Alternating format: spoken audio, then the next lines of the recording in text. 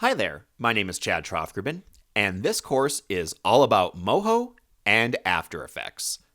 In this course, you'll learn about Moho compositions, how to export out image sequences from Moho, then we'll go into After Effects and spruce up the scene with blurs, particle effects, other animations, and we'll also touch on blend modes and how to just enhance the scene, color it differently, and make it pop more for your audience.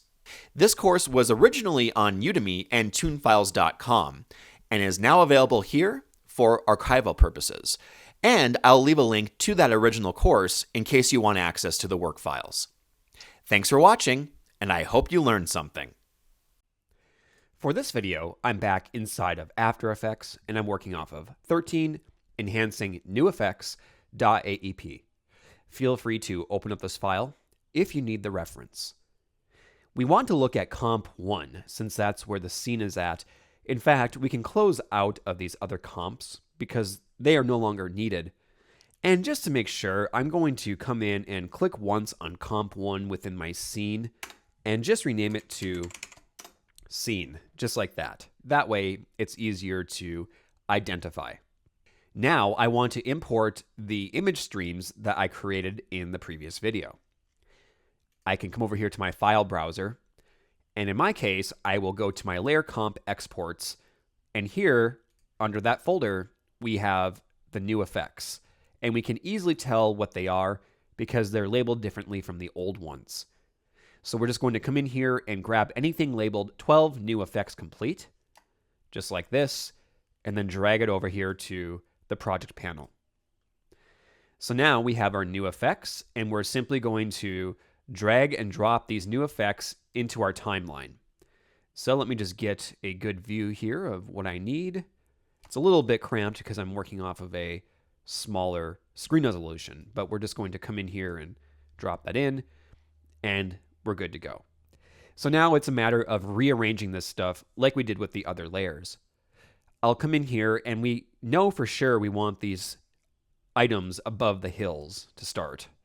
And then after that, we can figure out what goes in the foreground and what goes in the back.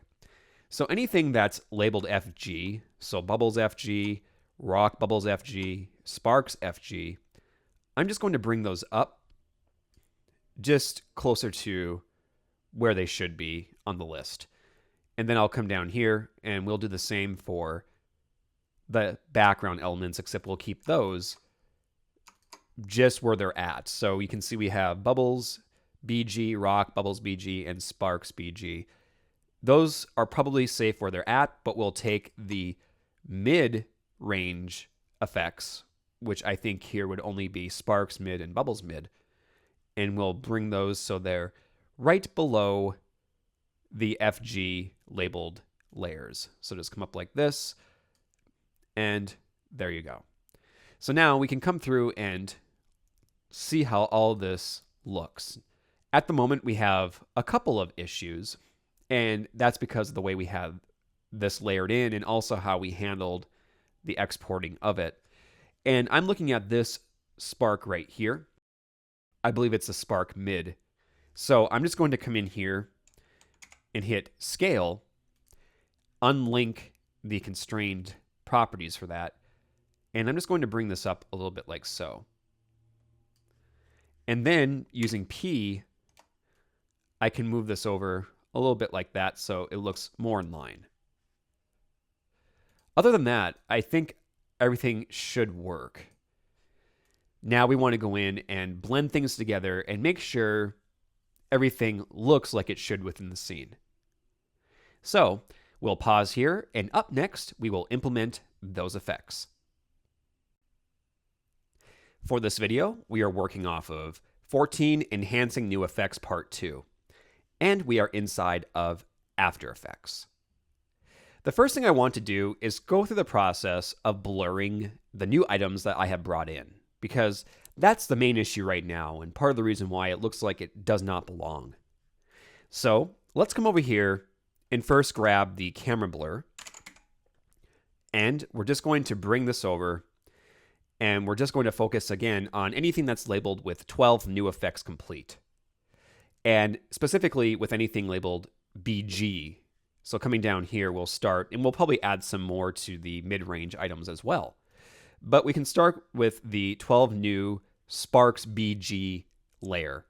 And I'm just going to bring the camera lens blur over, just like we did when we were enhancing the original effects.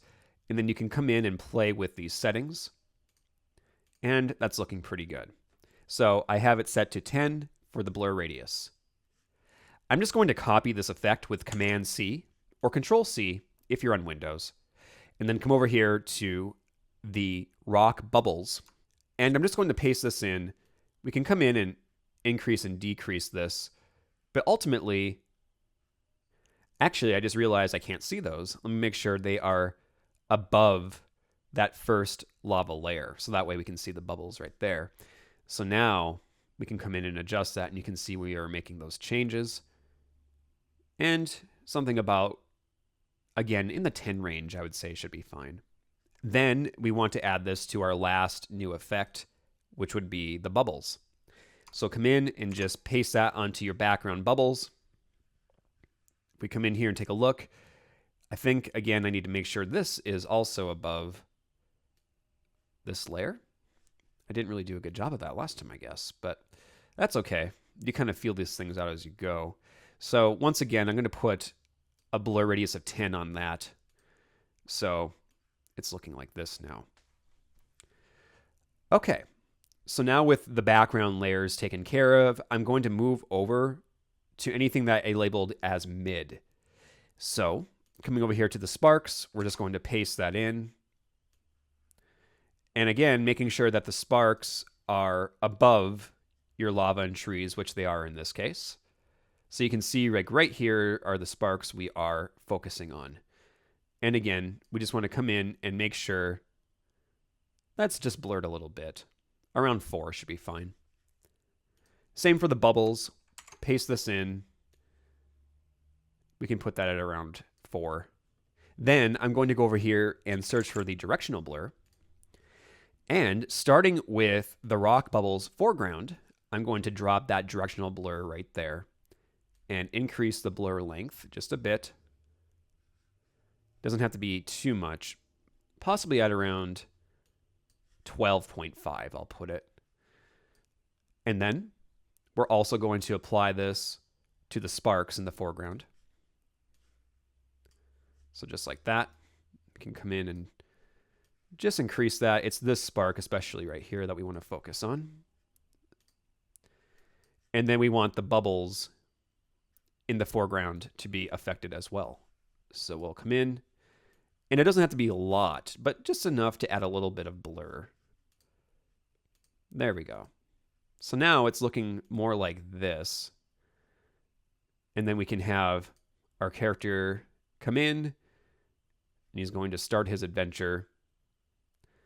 And as you can see, it's looking pretty good. We could go in and do some more things here. So what I will do is pause the video, and up next, we'll focus on adding our glows and blend modes to these particles. For this video, I'm working off of 15 Enhancing New Effects Part 3.aep, and I'm inside of After Effects. We now want to go through and spruce up these new particles even more.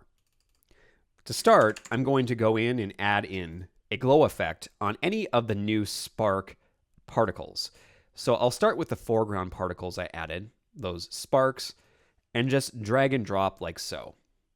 And you can see already, just by doing that, it already enhances the way those look. And I might not have to do much else with this because it actually does a pretty good job for what I want. We could increase the intensity perhaps a little bit. You could even adjust the threshold, but ultimately, I think I'm going to leave it close to where it is. Now, I'm going to copy that effect, and we're going to come over here to anything that is labeled sparks. So sparks mid, we can paste that in, and you can see it looks like this. I will come in, however, with that glow and just reduce the intensity, so it's not as intense as the foreground stuff, but we still have something going on. So I'll put the intensity to 0.5. And then I'll copy that glow. And then coming down here, we want to locate the background sparks, and we can paste those in. And we're just going to, once again, find the glow properties and knock the intensity down just a little bit more to about 0.2. So now you have all that animating out, just like that. So the other thing we can do now is play with some blend modes, specifically with the bubbles here in front of the rocks. So if we locate the foreground rock bubbles, if I just come over here, we can find it right there. And I want to access the blend modes. You might have to come down here and toggle switches/modes in order to access it. You'll see it'll say mode, and then it has a drop-down menu where you can come in and choose your different properties. Now, just by coming in here, you'll see we're divided into different sections. You have the darken, you have the lighten, you have contrast, and you have some color and other alpha abilities near the bottom. So basically, if you're looking to bring out the darkness, these top options are a good pick. If you're looking to bring out the lighter colors, here's that section. And if you're looking for something in the middle, you have the contrast. So I would advise just going through and getting a feel for all of these. For instance, multiply is a popular one, and I'm thinking about probably using that one. But as you can see, when I come in here and apply these different blend modes, it's completely changing the way those bubbles look. And it brings up new possibilities. So again, all I'm doing here is just going through and looking at all these and trying to determine if there's any of these that will help with what I'm doing. So I think I'm going to go with the multiply option. For this next part, I'm just going to do some quick mask animation to help compensate for what's going on. So first, I want to make sure I'm on the rock bubbles foreground layer. I will click on the pen tool or use G on the keyboard. And I'm just going to come in here and starting near the bottom, so right about here, I'm just going to come in and draw out this mask. So it kind of goes about like that. And we can wrap it around and bring it up. I'll click on that layer, hit M, and then choose to subtract the mask. So it looks like this. And we're going to click on that mask and hit F and choose to feather the mask out to about 30 pixels. So now it looks something like this. Looking at that mask, I might come back here and take some of these points and just move them down a little bit, kind of like that. So I think that'll look a little bit better. But that's looking better than it was before, where it sort of looked like things were just kind of floating in space. But the problem will come into play when this whole thing starts to move. We're going to have to move the mask with it. So let's make sure we get back to our mask path. And we're just going to enable the stopwatch for it right away. So that way we can animate it out. Now, we're just going to come in and try to eyeball this as best as we can. So at about 1 second in is when this is going to happen. You have the animation occurring. So we're going to keyframe at 1 second on the mask path. And then using page down, I'm just going to move my scene until the camera comes to a stop at around 112. And I'll double click on the mask and just move it down like so. Now, this mask is probably going to be more forgiving than others, but we'll just have to kind of play with this here and see. I'm actually going to move it down a little bit more. So we're going to use page up to kind of move back here and see how it's moving. It starts there, and then it moves down like this. Now, if we were to cut that out for a moment and just sort of look at how this is panning out, we can kind of come over like this, and we can see how it looks there. It's looking good.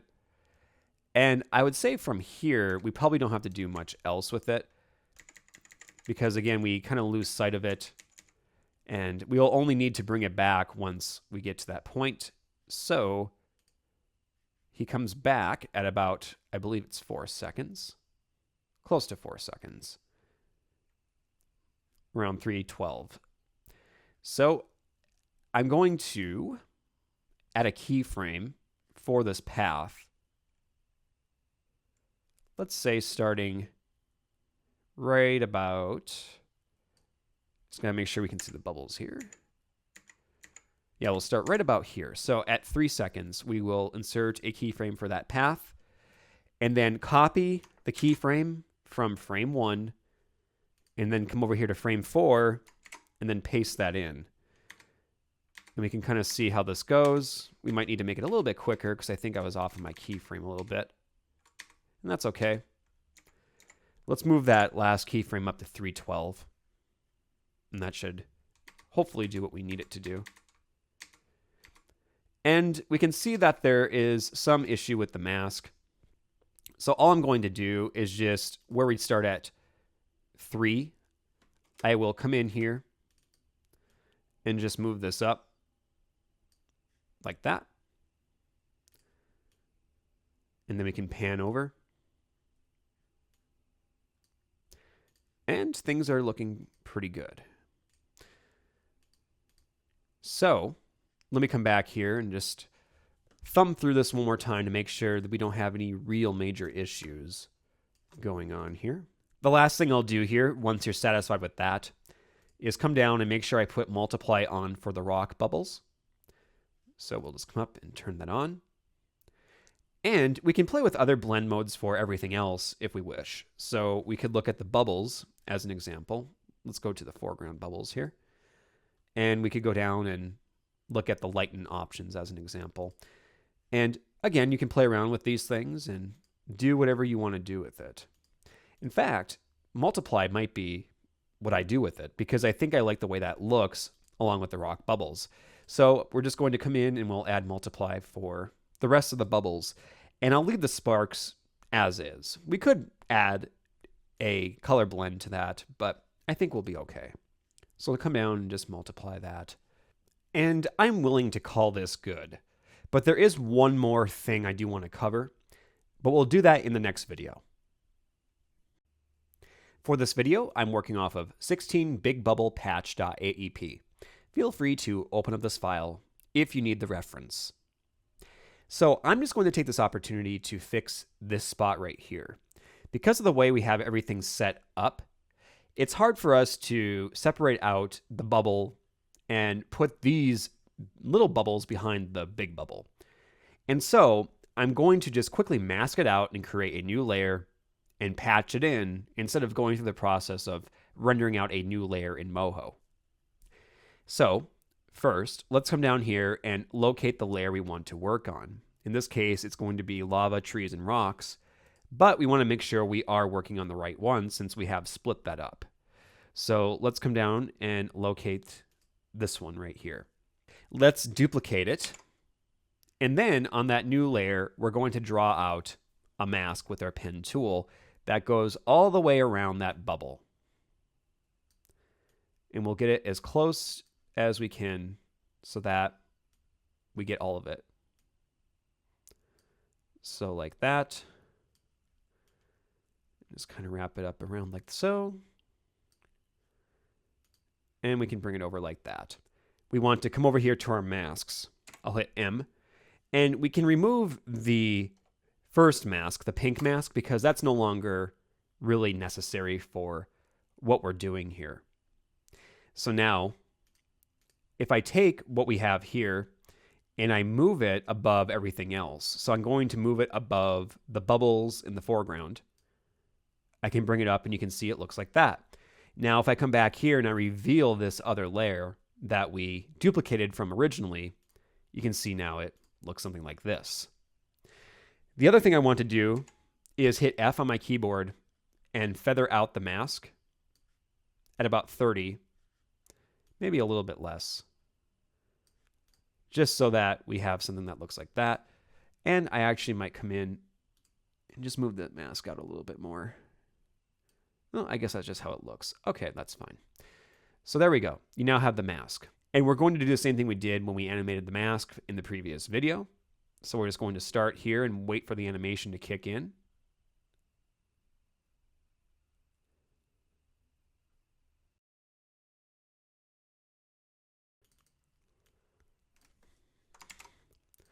make sure we move this over here just initially, and then we can make sure we're using the mask path here, and then hit the stopwatch to start tracking that. And we're just going to pan down like so, and move it down like that.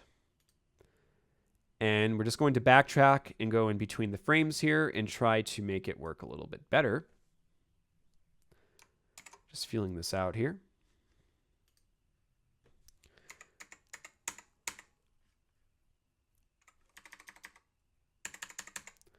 So halfway through here, I'm just going to bring that out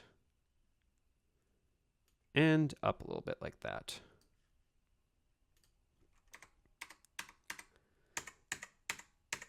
There we go.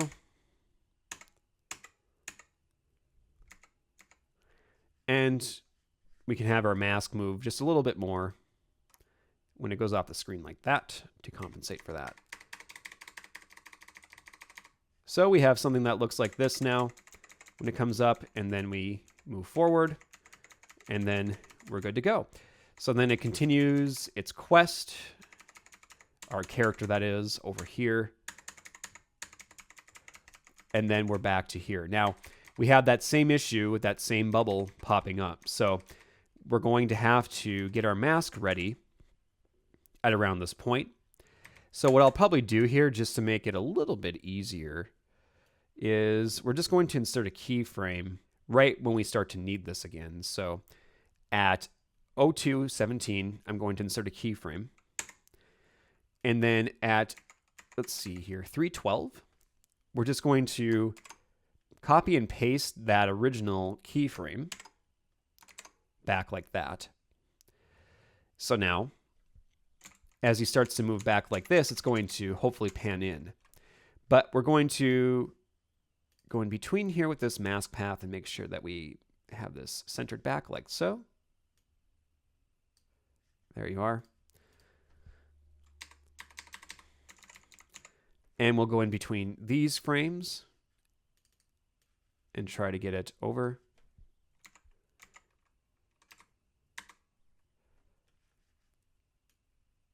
Make sure we're up like that. There we go.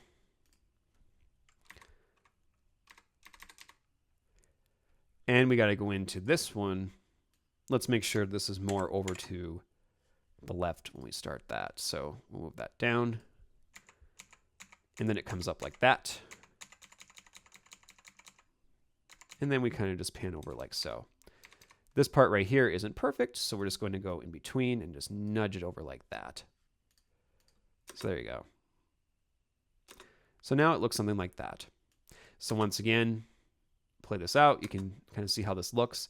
The only real issue is you can see the mask is there when the fireball isn't shooting up. So all we're going to do is just kind of hide that by coming over here to the mask, and let's go into the mask transparency, or mask opacity rather. We're just going to insert a keyframe for that. We'll put a keyframe at 12 frames in.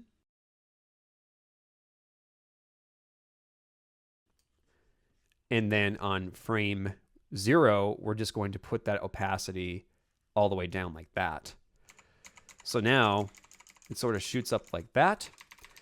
And we could also, just to make sure we have everything covered with this, create a keyframe for the mask path on frame 0, and then create one at 12 frames in.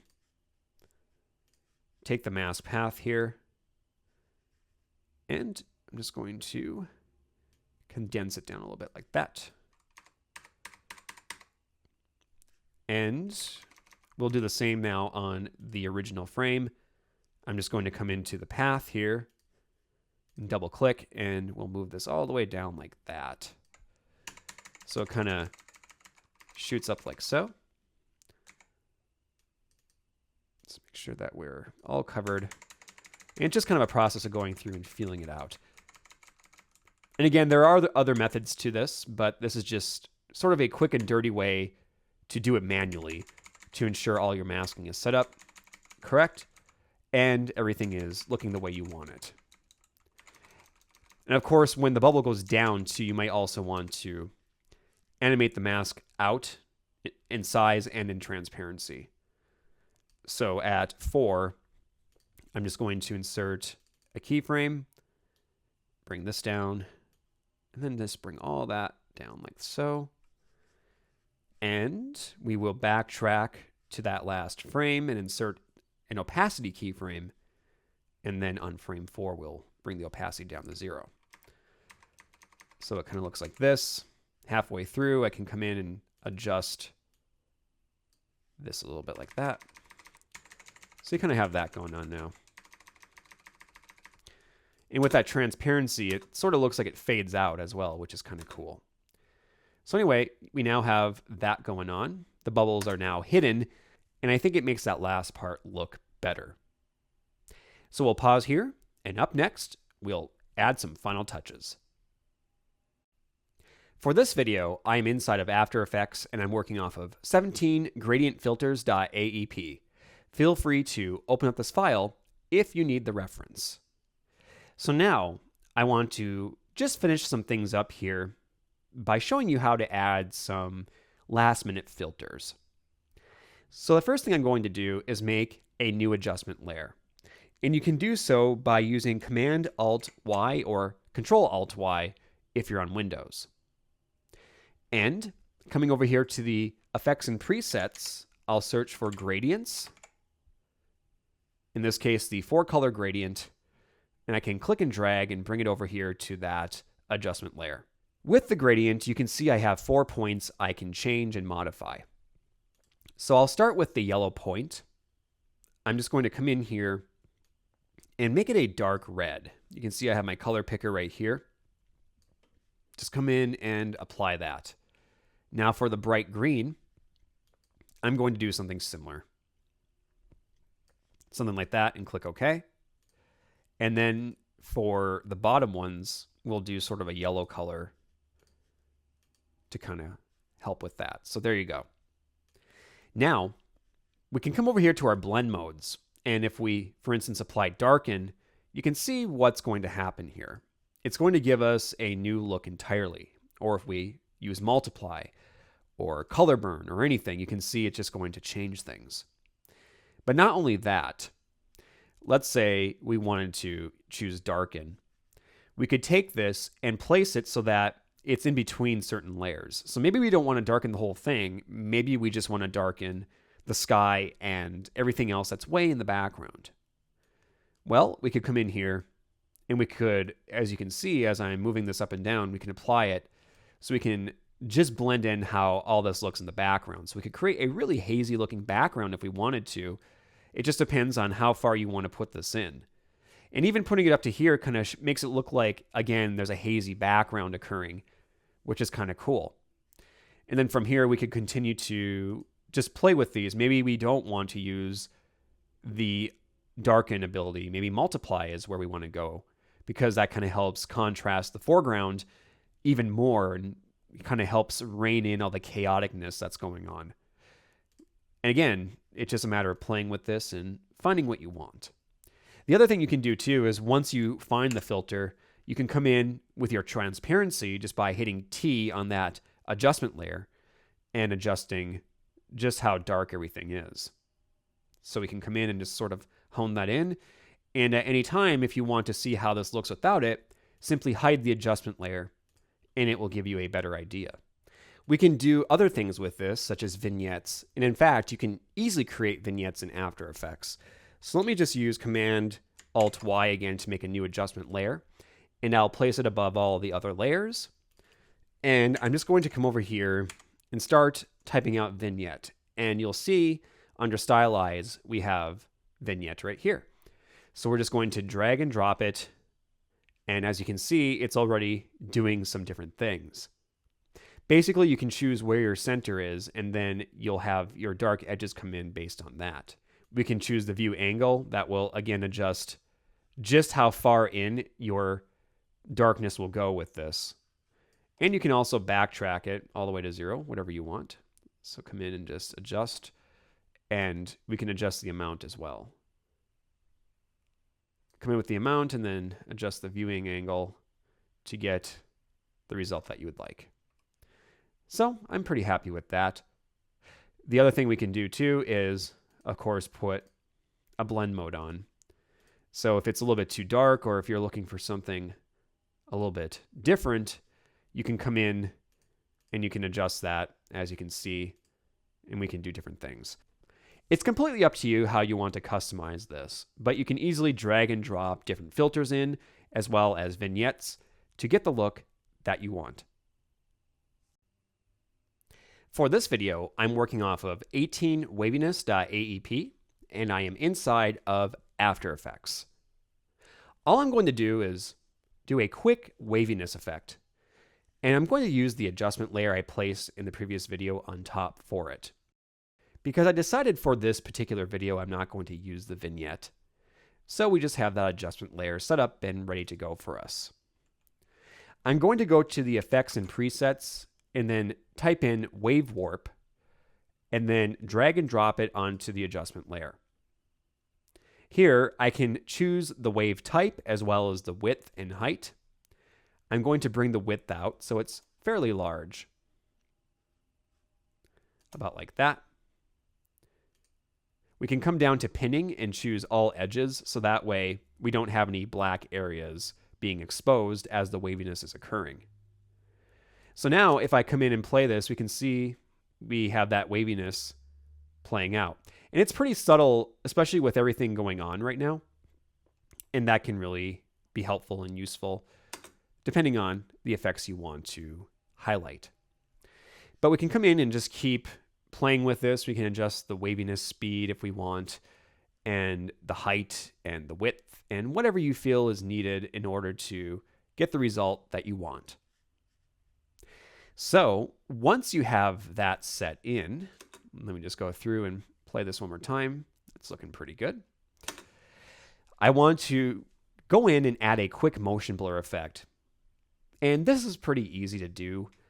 We could spend more time. We could export the motion blur through Moho natively, but just to add a quick effect, I'm going to come back here to my project panel and then grab the scene composition that I'm working on and drag and drop it into the new comp button to create a new scene with this scene currently embedded in it.